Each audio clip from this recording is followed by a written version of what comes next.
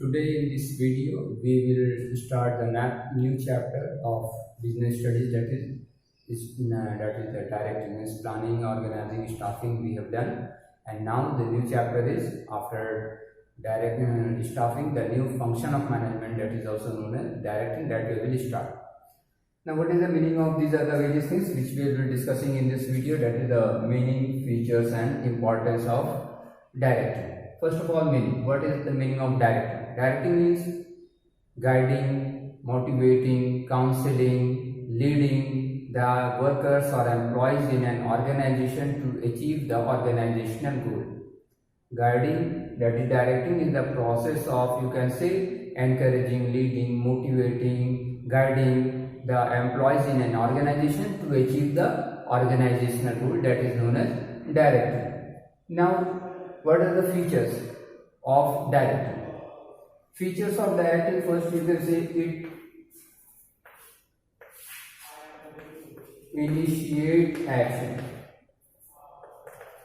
It initiate action. Action in the sense, initiate action is the works begin when directing takes place. When a direction or order, instruction, command is given, then the work will start only. Unless and until the superior directs, no worker will or no employees will start the work, because they will be waiting for the instruction from the superior so that they can start the work. So once the features of directing is that the order, instruction, motivation, counseling, guiding that takes place, the worker or the employees start to work. That is why it is the important feature of directing is that it initiates action. Means initiate action, that the action begin or the work begin once directing takes place. Now, it is a continuous process.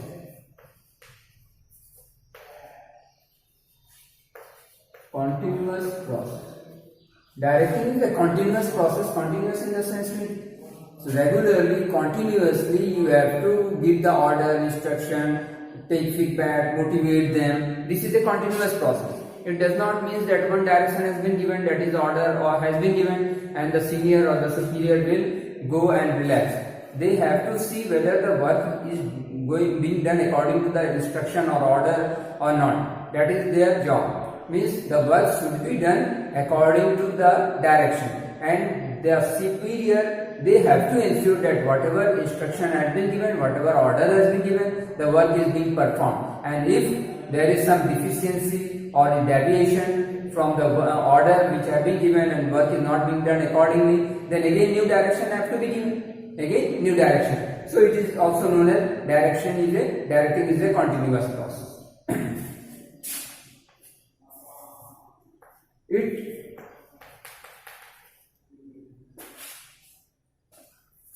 It takes place at every level of management. Every level of management. Directing takes place at every level of management, that is whether the top level, whether the middle level, it is the lower level. Every level of manager means, you can say, this they give direction to their subordinate. The top level will give order, instruction to the, you can say, directing will be done by the top level to the middle level. The middle level will direct the lower level. Again, the lower level will also direct the workers. The supervisor, they will be directing to the workers or the employees under them or the subordinates under them. So it takes place at every level of management. Directing takes place from top level, top to bottom, simply you can say, top to bottom. Direction takes place from top to bottom. Means top to bottom is the top level will give direction to their subordinate.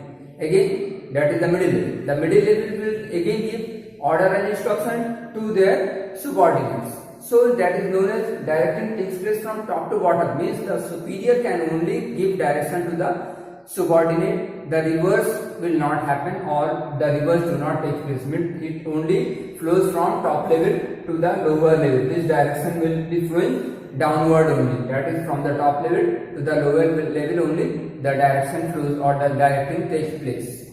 Now let us see the importance of directing. Next is importance. Leave it here itself. Importance of direction. Again, the importance of direction, some of the importance can be, you can say, derived from the features itself. For example, the very first one, the importance of directing, that it helps, or you can say it initiates action. Because of direction, the works begin. That is also importance as well as features also. Because the importance of directing is that because of directing, action begins, or initiate action. The same thing you can write, initiate action. Because of directing, action begin, or the works begin. You can say simply the works begin. The importance of directing is again that it initiates action. Now, second is integration of group effort.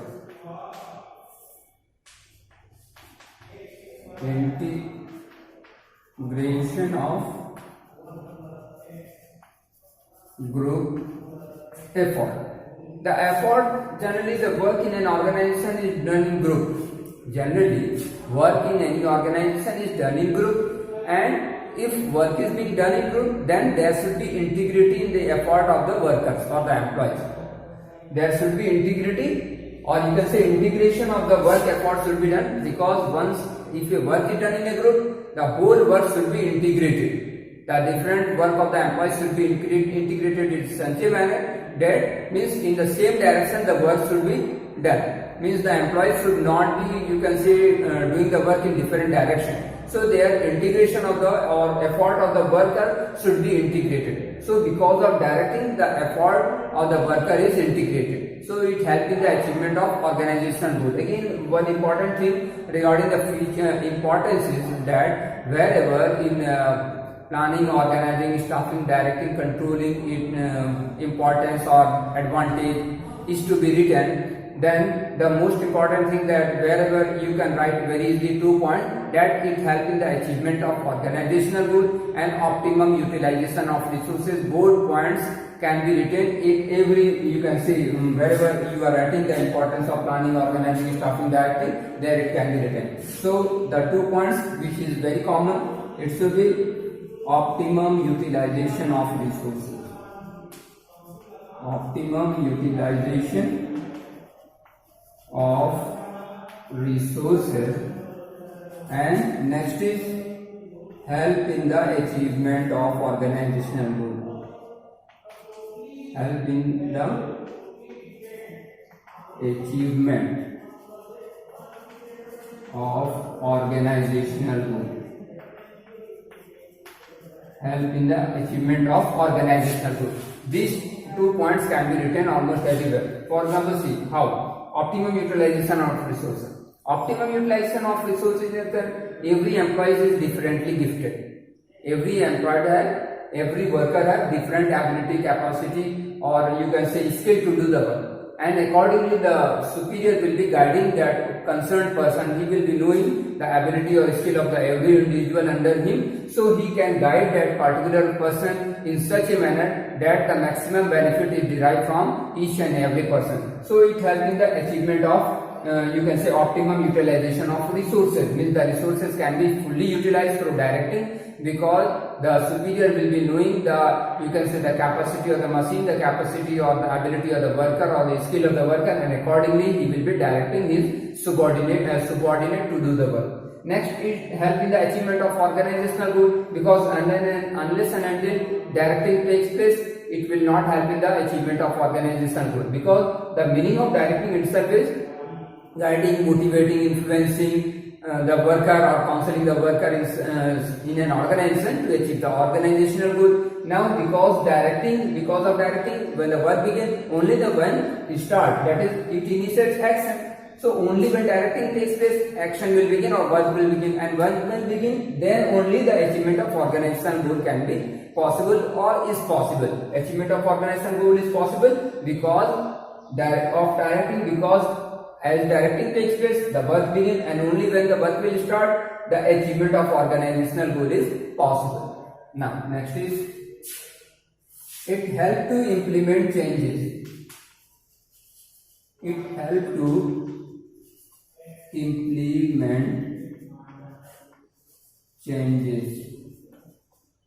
It helps to implement changes. Changes, how the changes? Suppose the subordinate, suppose the superior, they want to implement or introduce some changes in the organization.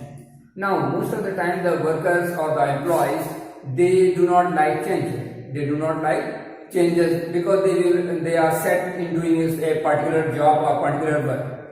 Now, if they are set in doing a particular work and some changes are introduced, they have to make extra effort to learn the new things, the new way of doing things, and for them, people do not want to give some extra effort.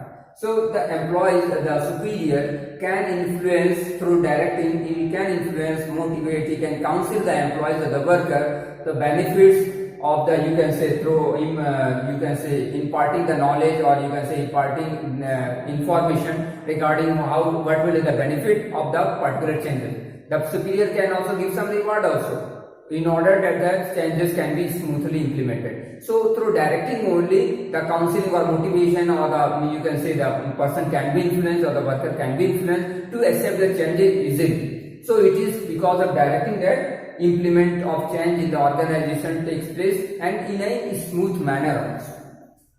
Now, it is also a source of motivation. It is through directing that persons are motivated. That in the definition itself we have learned that the meaning of directing is, you can say, guiding, motivating, counseling, leading the worker in an organization to achieve the organizational goal. So because of directing, motivation of the employees also take place. Simply you can write motivation or motivation of the employees. It helps in motivation of employees because only through directing the motivation of employees is possible. Next is, it helps in maintaining balance in the organization or stability in the organization. It helps in maintaining balance. Maintaining balance and stability. Stability in the organization. It helps in maintaining stability and balance in the organization. Now see how. Because of directing, there will be stability and balance in the organization. Stability in the sense, if a worker want to leave the organization or employees want to leave the organization, so if he leaves suddenly or due to any reason if he leaves, then stability of the organization will be affected, means work of the organization will be affected. If work is affected, means the profit of the organization will be affected, and if profit is affected adversely, then what will happen? Ultimately the stability of the organization will be, you can say, disturbed. There will be no stability. So through directing only, the employees who want to leave the organization, the superior can somehow convince, motivate the employees not to leave the organization and work in the organization, and he can, you can say, give some reward or incentive so that the employees do not leave or exit the organization. So in this way there will be stability in the organization will be there, because through motivation or directing or counseling, the